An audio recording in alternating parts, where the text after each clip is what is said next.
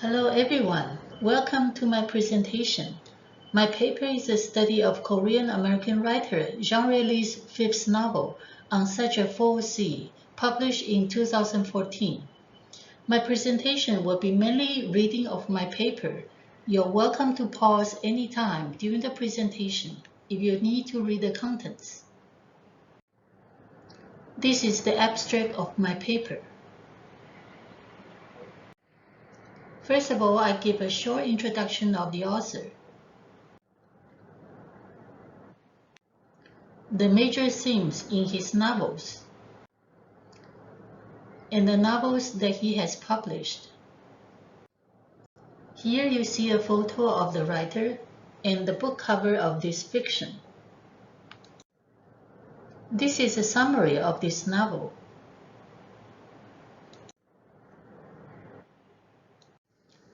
Now I begin reading my paper. Let's start from the introduction. Set in the future, about 150 to 200 years from now, Joan Chang's novel On Such a 4C features an immigration story where diasporic Chinese flee from anthropocentric hazards such as water pollution and food intoxication in China and settle in the US to find themselves menaced by a pandemic. Due to the outbreak of sea illness, people have to live according to a hyper-stratified system. More is a labor colony inhabited by people of Asian descent who farm and fish to produce uncontaminated food. Charter cities are walled districts where privileged people live on food supplies by labor colonies. And open counties are an anarchic territory where dissidents live on neither governmental services nor protection against perils in the menacing surroundings.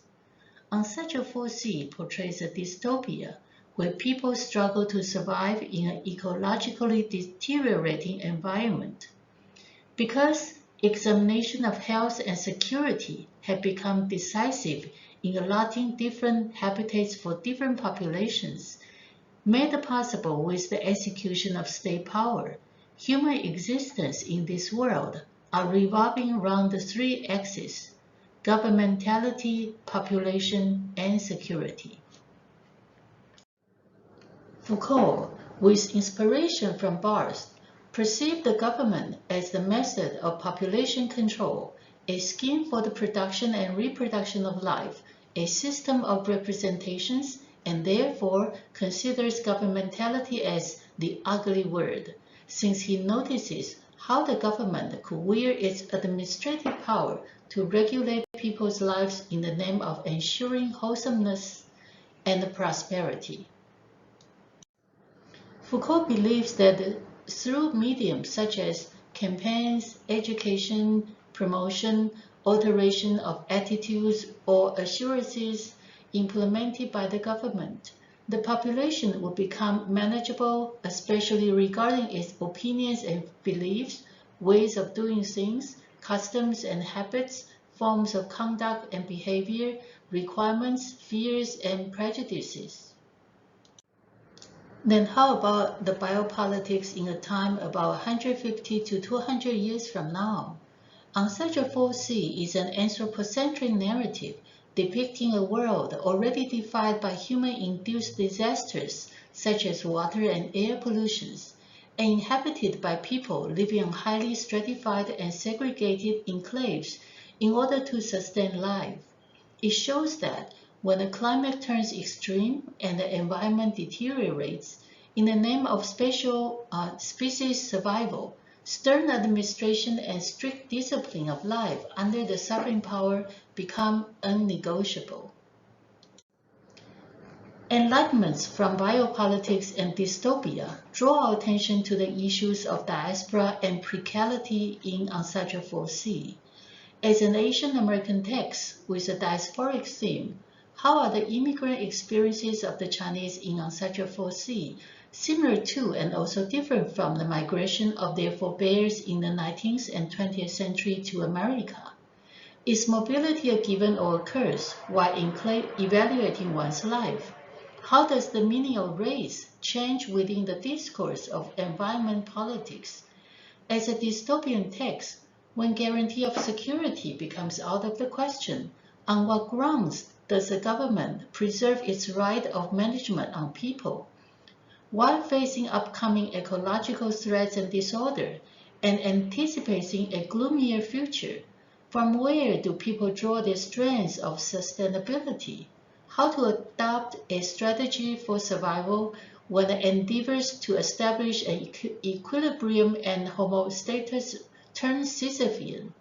These are the questions that this paper aims to explore through the study of Ancestral 4C. Now the second part, biopolitics and a diasporic life. Jonathan Grossman, with his cross-disciplinary content analysis, proposes an integrated definition on diaspora. He says, diaspora is a transnational community whose members or their ancestors emigrated or were dispersed from their original homeland but remain oriented to it and preserve a group identity, unquote. The Chinese descendants in Bimor evacuate themselves from their ancestral land in order to flee from the environmental disasters in China. However, unlike conventional diasporic noted in Grossman's definition, this Chinese diasporic show no nostalgia for the past. Different from their early forebears in the 19th and 20th centuries, who immigrated to the U.S. out of economic and political distresses, these new settlers are forced to leave their hometowns because of ecological adversities. China here is cast as a wasteland, detrimental for human habitation, and its people fall into eco-refugees, forsaking their ancestral land in order to secure a shelter for survival.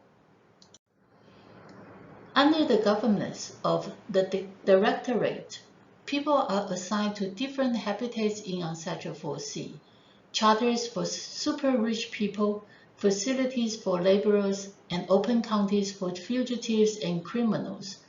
Decisions on the locale allotment is based on the discrimination of human worth, a forcible execution of biopolitics. We find that the charters are very much like Homo Deus, human God, a small population of the exceptionally and exclusively privileged who aim to pursue a life of bliss, immortality, and even divinity. Their elite status is best represented in the way they deal with the pandemic sea illness and their desire to go sea-free, that is, to get immune to sea illness. With charter cities as the center of biopolitical regime, the charters are exercising a godlike power similar to the rights that Foucault indicates in his maxim about modern society, to make live and to let die, since the lives and deaths of the subjects become rights only as a result of the will of the sovereign. This power of regularization to decide human birth, mortality, and longevity, in Foucault's view, is a strange right. In comparison to the charters as Homo Deus, people in the open counties are like Homo sacer because they are the excluded population, deprived of all rights in a civil society, left live or die in the areas suffused with human-initiated and nature perils. Different from the biopolitical paradigm of the modern, the concentration camp, as Georgia Agamben has asserted in his discussion of the bare life of Homo sacer, people in the open counties are let loose and wandering about, shelterless and resourceless, but leading a similar existence devoid of dignity and worth. In contrast, people in the labor colonies can be considered as Homo sapiens, since they are facilitated with basic needs such as food, air, water for their existence as human beings. Their punch-in and punch-out daily routine seems to represent a self-complacent servitude, in producing food for the rich charter communities. However, the monotony and flatness in their life also insinuate a machine-like existence. The early immigrants are isolated, discriminated, and disdained mainly due to xenophobia or xenophobia, in other words, due to a racial cause.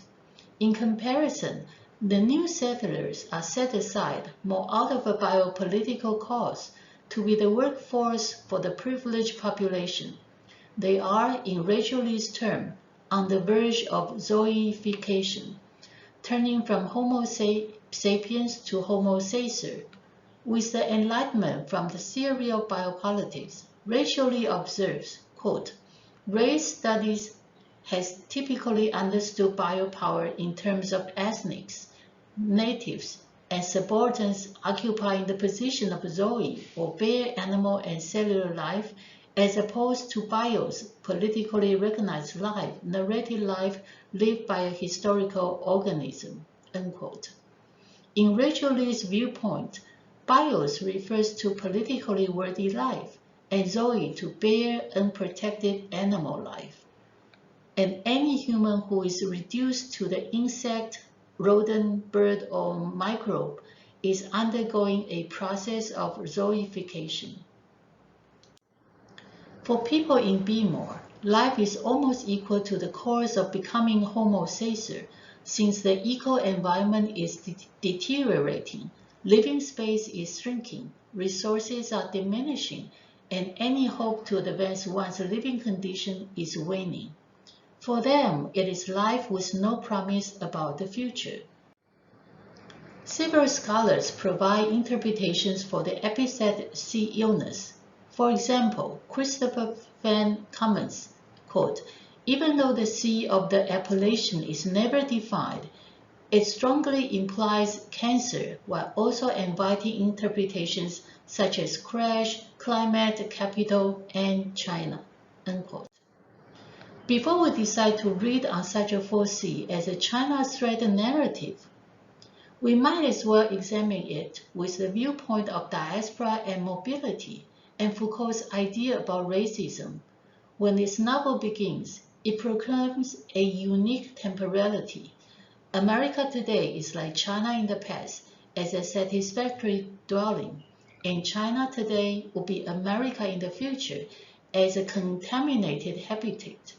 Speaking on behalf of the Chinese descendants, the narrator thus discloses, quote, "You can bet that where we live now was mourned too in its time, and though it may be surprising to consider, someday this community might be remembered as an excellent place, even by those of us who recognize its shortcomings."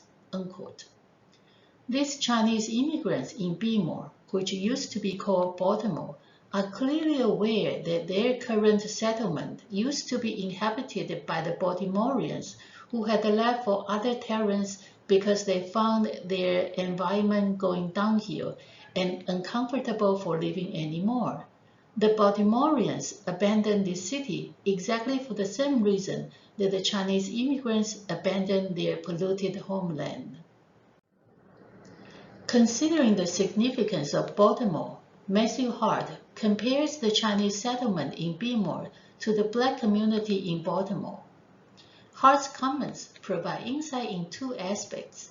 Firstly, by juxtaposing the experiences of the Chinese immigrants with those of the Afro-Americans, On such a 4C bespeaks an ethnic story of not just the Chinese, but also American minority populations in general sense, and therefore incites a post-racial positionality in the deliberation of well-being for different populations.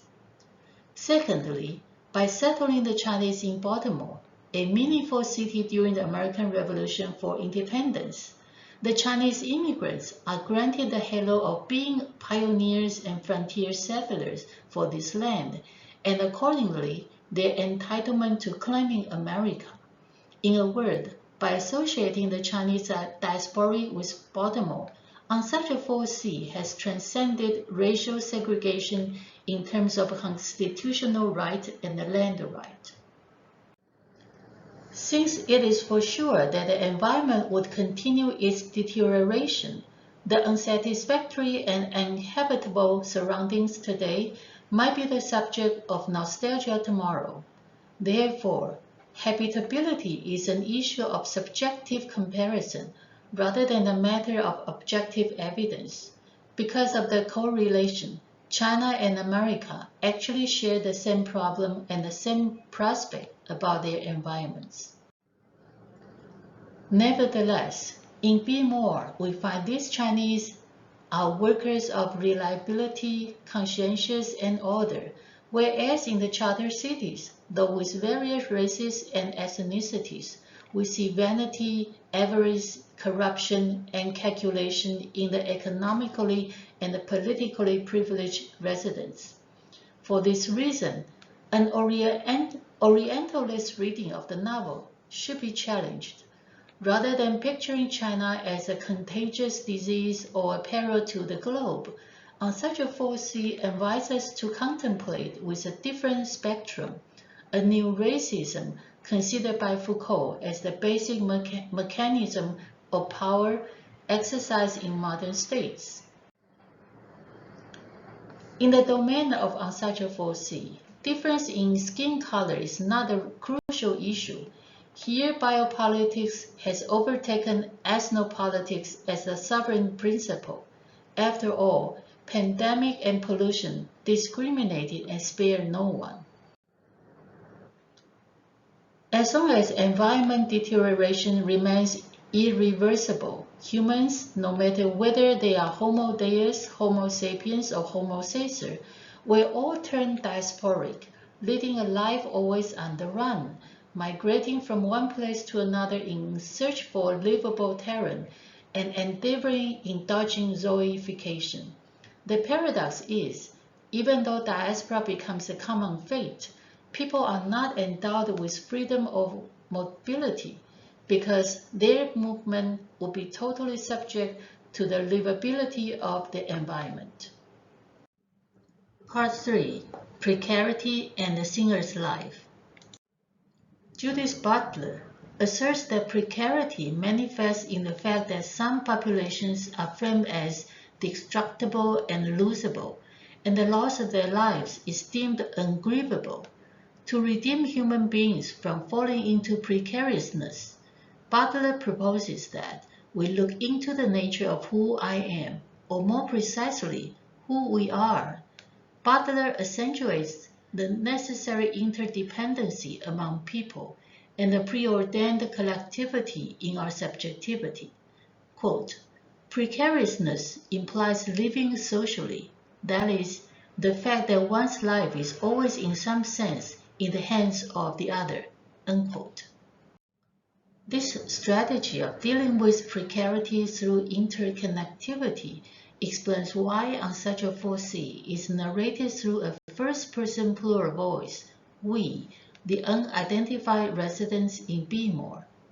On Such a Foresee is made of accounts given by the collective narrators about the heroine Fan and her adventurous legends.